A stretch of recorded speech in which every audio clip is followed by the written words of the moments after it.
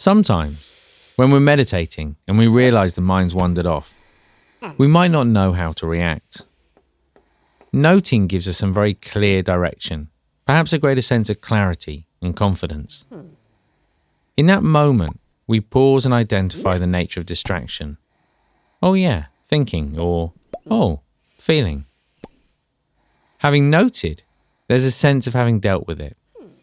This makes it easier to let go of the distraction and gently return to the object of focus.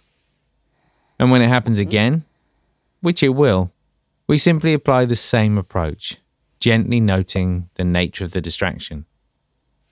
Now, when we begin noting, the temptation is to try and catch every single thought and feeling, but that quickly becomes tiring.